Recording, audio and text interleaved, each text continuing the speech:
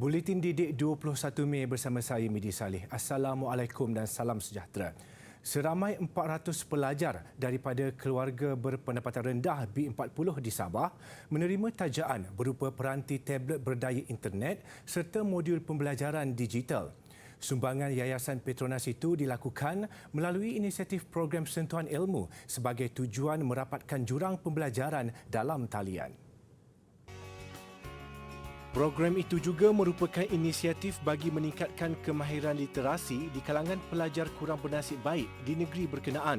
Seramai 400 pelajar dari Sabah iaitu masing-masing 100 pelajar di Tawau, Sandakan, Keningau dan Tuaran akan menerima sumbangan tersebut. Tablet membolehkan pelajar yang berumur antara 7 dan 9 tahun untuk menyertai pembelajaran jarak jauh sesuai dengan kekangan yang dihadapi akibat penutupan sekolah semasa pandemik COVID-19. Melalui program itu juga, seramai 1,600 tutor sukarelawan yang terdiri daripada kaki tangan Petronas serta sukarelawan awam akan menyampaikan pembelajaran jarak jauh.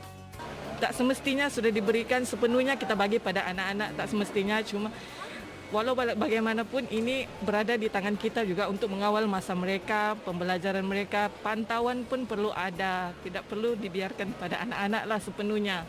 Sebab kadang-kadang sekarang ni banyak dugaan yang kita di luar jangkaan kita. Rasa bersyukur kerana telah mendapat peluang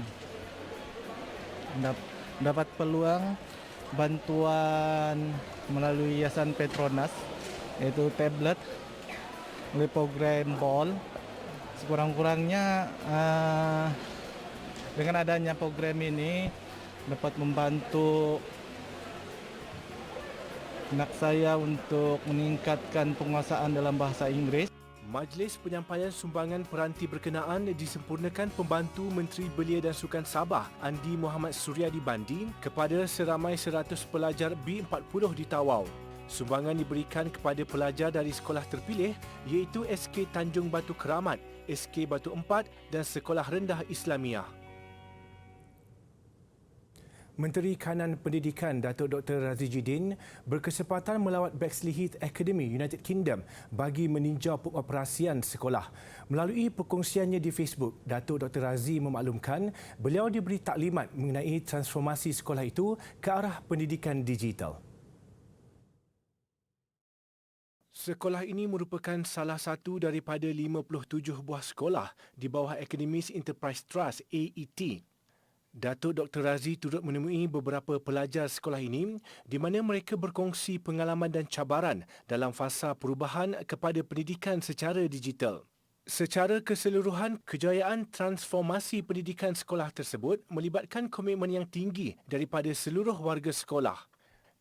Datuk Dr. Razi turut menekankan peranan pihak pentadbir dan guru yang penting dalam penyediaan kurikulum serta menerajui penggunaan teknologi untuk pengajaran dan pembelajaran. Pada masa sama, penglibatan AET juga membantu pihak sekolah dalam pelbagai aspek termasuk pengukuhan tenaga pengajar. Jelas beliau, Kementerian Pendidikan KPM dalam usaha memperkukuhkan pendidikan digital bagi mendapatkan impak yang optimum. Justru keseluruhan ekosistem pendidikan negara perlu bergerak seiring dengan perubahan bagi meningkatkan kualiti pendidikan demi generasi pewaris negara. Kementerian Kesihatan KKM tidak berhasrat untuk melanjutkan program imunisasi COVID-19 kebangsaan kanak-kanak PIC Kids yang dijadualkan berakhir hujung bulan ini. Timbalan Menterinya, Datuk Dr. Nur Azmi Ghazali berkata, pihaknya sudah memberi masa yang cukup kepada ibu bapa untuk membawa anak mereka mendapatkan vaksinasi secara percuma. Kita dah bagi masa yang cukup dan saya menyeru dan merayu kepada ibu ayah, buatlah keputusan yang terbaik untuk anak kita. Tujuan hasrat murni kita dan usaha kuat KKM adalah untuk menyelamatkan anak kita, mengurangkan daripada risiko yang sangat bahaya. Jadi kita ada 10 hari lagi, ambil peluang. Dan 10 hari ini kita datanglah ke mana-mana KK di Malaysia ni, ada lebih 1,000 klinik kesihatan. Beliau ditemui pada Mesyuarat Agung Persatuan Ibu Bapa dan Guru PIBG Sekolah Menengah Kebangsaan Abu Bakar Al-Bakir di Bagan Serai. Tambahnya, selepas tempoh berakhir, ibu bapa yang mahu mendapatkan suntikan vaksin COVID-19 bagi anak mereka, mereka perlu ke klinik swasta dengan bayaran tertentu. Menurutnya lagi, jumlah harian kanak-kanak yang mengambil vaksin menunjukkan peningkatan selepas Aidilfitri. Seramai 2,798 dicatatkan pada 17 Mei, diikuti 2,806 pada 18 Mei. Angka itu meningkat sebanyak 3,747 pada 19 Mei dan semalam sahaja sebanyak 7,137 orang direkodkan. Jelasnya, Sarawak mencatatkan peratus tertinggi iaitu 87.4% kanak-kanak yang telah mengambil suntikan vaksin, diikuti Kuala Lumpur, Johor, Negeri Sembilan, Pulau Pinang dan Labuan. Remaja pengidap kanser leukemia limfoblastik akut ALL Muhammad Irfan Mikail Muhammad Syukri meninggal dunia tengah malam semalam. Allahyarham menghembuskan nafas terakhir jam 12.30 tengah malam di rumahnya di Kampung Guar Said Alwi, Kangar, Perlis. Perkara berkenaan disahkan Presiden Persatuan Sahabat Kanak-Kanak Kanser Wilayah Utara, FOKAN, Masnah Taib menerusi perkongsian di Facebook. Terdahulu, remaja berkenaan sempat meluahkan kerinduan mahu ke sekolah setelah hampir setahun meninggalkannya selepas disahkan menghidap barah darah tahap 4. Selain itu, Muhammad Irfan Mikail bercita-cita mahu menjadi juruterbang bagi menaiki pesawat pejuang Tentera Udara Diraja Malaysia, TUDM. Hasratnya itu telah ditunaikan TUDM Rabu lalu oleh nombor 15 Skuadron Pangkalan Udara Butterworth Pulau Pinang dengan bantuan Kolej Tentera Udara bersama pihak FOKAN.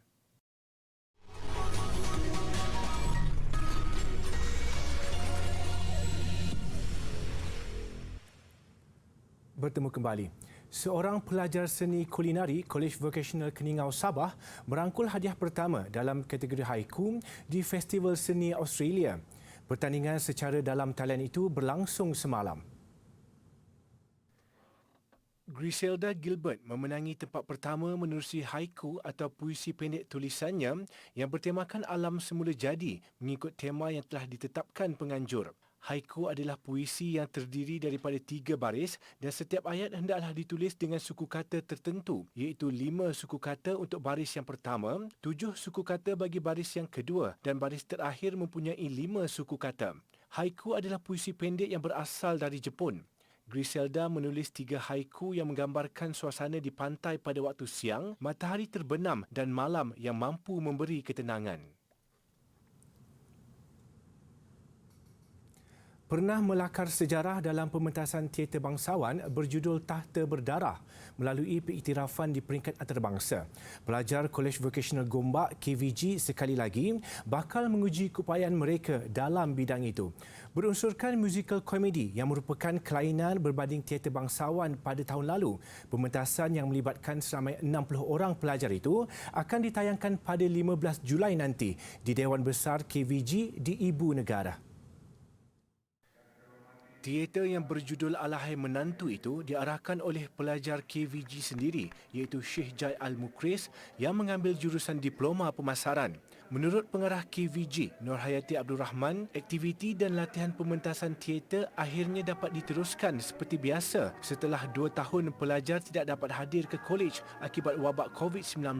Alhamdulillah bila semua telah dapat bersama-sama kembali seperti asal, cuma masih mematuhi SOP, aktiviti kita akan berjalan seperti biasa dan kita akan menambahkan lagi kecemerlangan seperti yang telah dicapai sebelum ini, insya-Allah. Beliau berkata demikian pada majlis sambutan Hari Raya dan Hari Guru di Kolej Vocational Gombak, Ibu Negara siang tadi. Turut hadir ialah Yang di-Pertua Persatuan Ibu Bapa dan Guru, Datuk Azadin Abdul Aziz. Jelas Nurhayati, KVG telah berjaya memenangi pelbagai anugerah melalui pementasan teater dan tarian tradisional Melayu. Antaranya ialah anugerah emas di Bulgaria dan Asia Folklore 2021 di Mongolia yang dijalankan secara dalam talian. Universiti Kebangsaan Malaysia UKM melakar lembaran baharu dalam usaha menjadikan Malaysia sebagai sebuah hub pendidikan tinggi apabila menjadi universiti awam pertama membuka cawangan di Doha, Qatar. Kementerian Pengajian Tinggi KPT dalam kenyataan hari ini memaklumkan pengambilan penuntut sulung universiti itu akan dijalankan Oktober ini. Majlis menandatangani Memorandum Perjanjian MOA berkenaan penubuhan cawangan di Doha semalam disaksikan Menteri Pengajian Tinggi Datuk Seri Dr. Noraini Ahmad. MOA itu membabitkan UKM dengan The Regional Group of Qatar yang merupakan sebuah syarikat pengurusan bidang pembangunan hartanah, pengurusan aset, pertanian, pelaburan saham dan khidmat perundingan kejuruteraan di Qatar. UKM diwakili Naib Chancelornya, Profesor Datuk Dr. Muhammad Ikhwan Toriman, manakala The Regional Group of Qatar oleh Ketua Pegawai Eksekutifnya, Sheikh Abdul Rahman Khalifa Abdul Aziz Al-Thani. Datuk Seri Dr. Noraini dalam ucapan pada majlis itu berkata, pemeteraian perjanjian itu secara tidak langsung memberi laluan kepada institusi pengajian tinggi Malaysia untuk mencapai tahap yang lebih tinggi dari segi penyelidikan dan inovasi, pengajaran dan pembelajaran, perundingan serta pembangunan komuniti. Sementara itu, menurut Profesor Datuk Dr. Muhammad Ikhwan, pembukaan cawangan UKM di Doha bakal meningkatkan kerjasama dalam perundingan dan penyelidikan selain penawaran kursus serta memantapkan jenama UKM di negara-negara teluk. Jelasnya, The Regional Group bertindak dalam pengurusan program, pemasaran dan menyediakan kemudahan fasiliti dan infrastruktur untuk sesi pengajaran dan pembelajaran. Manakala UKM bertanggungjawab menyediakan input akademik, melibatkan kurikulum, pengajaran dan pembelajaran, jaminan kualiti dan pengijazahan.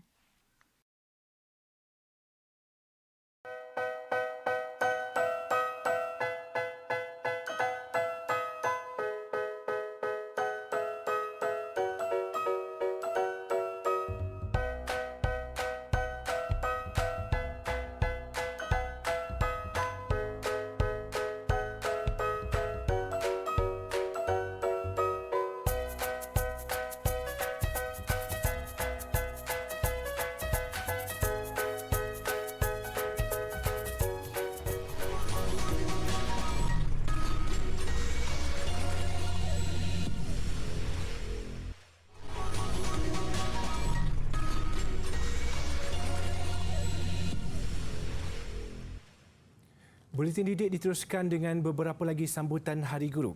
Yang pasti, sambutan Hari Guru bukan sahaja diraikan di sekolah tetapi di tadika juga. Peranan guru tadika juga penting sebagai antara individu yang membantu pembentukan awal personaliti murid. Di Tadika Comelku di Ibu Negara, 9 orang guru diraikan dalam majlis yang sederhana tetapi meriah dengan keletah 70 orang muridnya. Berusia antara 4 hingga 6 tahun, mereka diajar untuk menghargai dan berterima kasih kepada tenaga pendidik. Persembahan nyanyian beramai-ramai, lagu Terima Kasih Cikgu Upin Ipin oleh murid-murid membuatkan gurunya merasa terharu.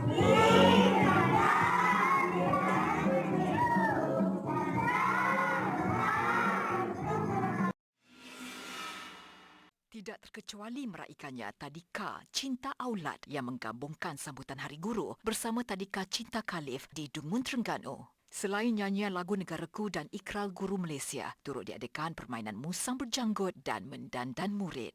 Semua guru-gurunya turut diberi hadiah sebagai tanda penghargaan atas jasa dan pengorbanan mereka.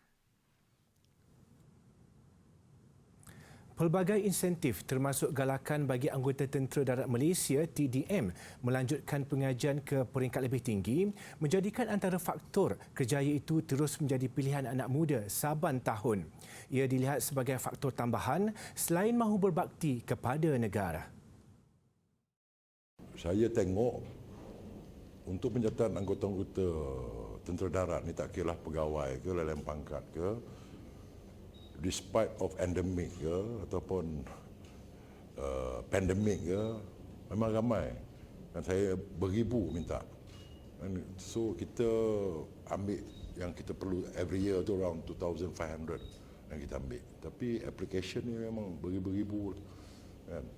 So mana dia, saya rumusan dia tu, warga Malaysia ni masih lagi berminat lah.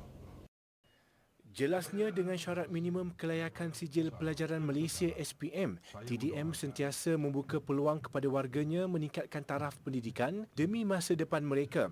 Anggotanya yang berhasrat melanjutkan pelajaran ke peringkat diploma serta ijazah sarjana muda boleh menyambung pelajaran secara sepenuh masa atau pendidikan jarak jauh PJJ di Institut Pengajian Tinggi di negara ini. Beliau berkata demikian selepas menghadiri perbarisan tamat latihan prajurit muda TDM lelaki siri 194 Palang 21 dan wanita siri 47 Palang 21. Dalam pada itu, 2,234 anggota TDM lelaki dan 263 anggota wanita menamatkan latihan asas ketenteraan selepas menjalani latihan selama 6 bulan sejak 26 November tahun lalu.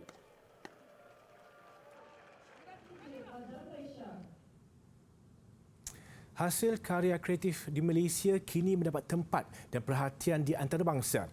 Ia susulan barisan juru animasi tempatan kini mempunyai kemahiran dan kreativiti untuk menandingi barisan produksi luar. Ejen Ali antara siri dan juga filem animasi yang kini melonjak nama di peringkat antarabangsa. Iqbal Mustaqim Fauzi Rizwan, 32 tahun, antara individu yang bertanggungjawab menjadikan watak Ali, Bakar, Elisha dan General Rama seakan hidup di alam nyata.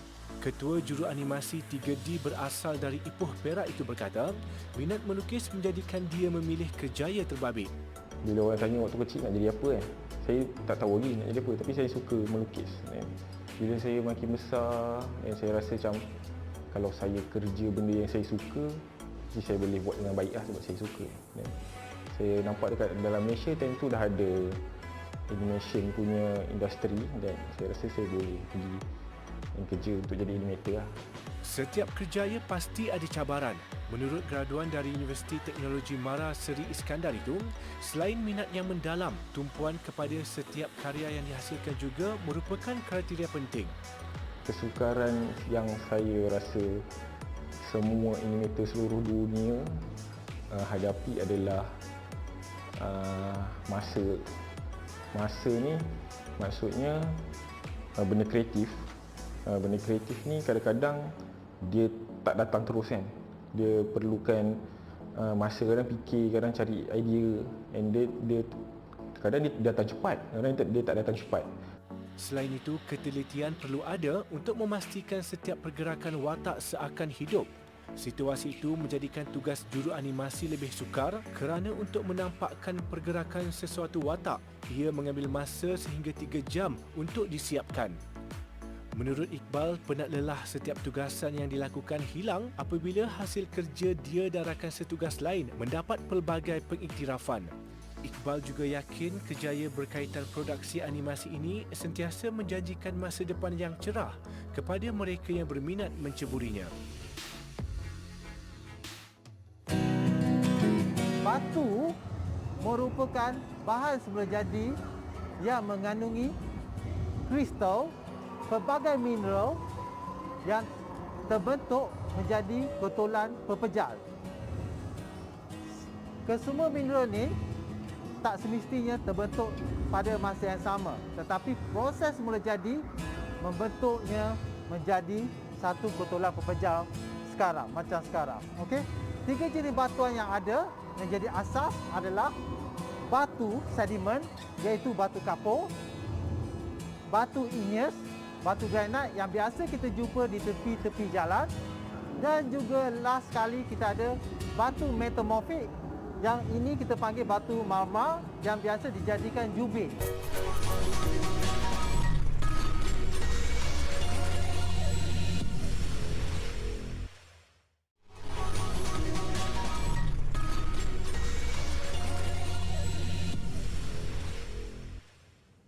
Sukan C Vietnam. Sasaran 36 pingat emas kontingen negara kini telah berjaya diatasi dengan satu lagi pingat emas diraih hari ini. Emas ke-37 hadir menerusi Nur Aiman Muhammad Zarif dalam acara berbasikal lebuh raya. Satu lagi pingat emas sudah pasti dalam genggaman Malaysia menerusi acara badminton apabila 2 bergu campuran negara berentak pada perlawanan akhir esok. Seramai 37 pelumba dari 8 negara memulakan saingan akhir acara lebuh raya lelaki individu yang berlangsung di wilayah Harbin. Ia merangkumi jarak 162.25 km yang memerlukan pelumba membuat 11 pusingan sejauh 14.75 km. Nur Aiman Muhammad Zarif dari pasukan jelajah benua Terengganu Cycling Team TSG Cemerlang membuat penamat terpantas dengan catatan masa 3 jam 48 minit dan 22 saat. Pingat perak dimenangi Aiman Cahyadi dari Indonesia, sementara pelumba Thailand Navuti Lipongyu meraih gangsa. Syukur Alhamdulillah hari ini memang dapat buktikan yang terbaik untuk Malaysia. Medal untuk Malaysia ini. Alhamdulillah. Syukur Alhamdulillah ya Allah. Kali terakhir Malaysia memenangi acara sama pada tamasya di Singapura 2015 menerusi Harif Saleh. Berbaki sehari sebelum sukan berbasikal lebuh raya menutup saingannya esok, pasukan basikal negara sudah mengumpul 2 pingat emas, 1 perak dan 3 gangsa. Demi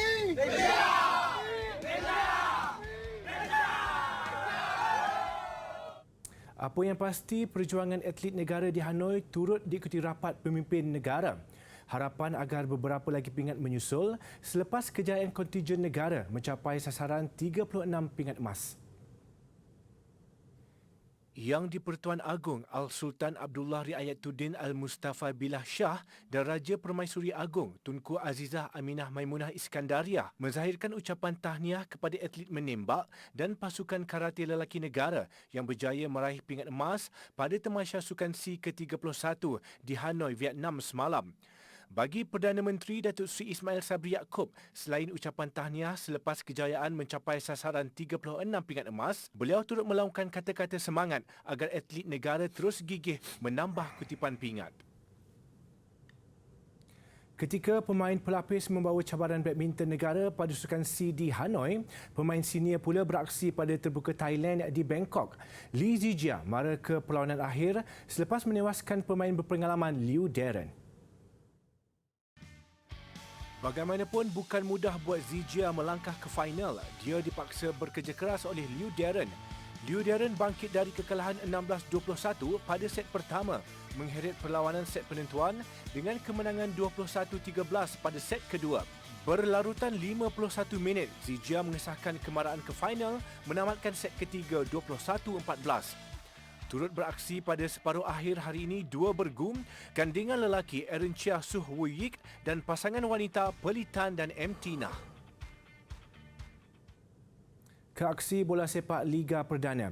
Terengganu FC 2 bangkit di arena sendiri untuk menewaskan pendahulu Liga, Johor Darul Takzim 2-1. Berlangsung di Stadium Sultan Ismail Nasiruddin Shah, Kuala Terengganu, perlawanan tampak seimbang sejak sepak mula.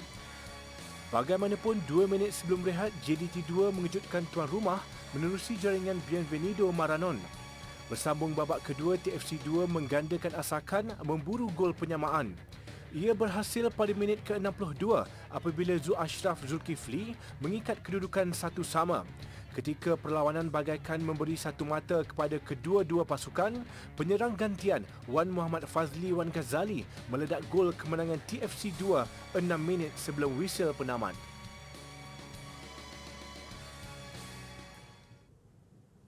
Mengakhiri buletin didik, 47 rekaan kasut khas Nike Air Force One dan Louis Vuitton oleh perekat fashion Virgil Abloh sebelum beliau meninggal dunia akibat kanser dipamerkan di sebuah expo di New York. Saya Midi Saleh, salam hormat dan Assalamualaikum.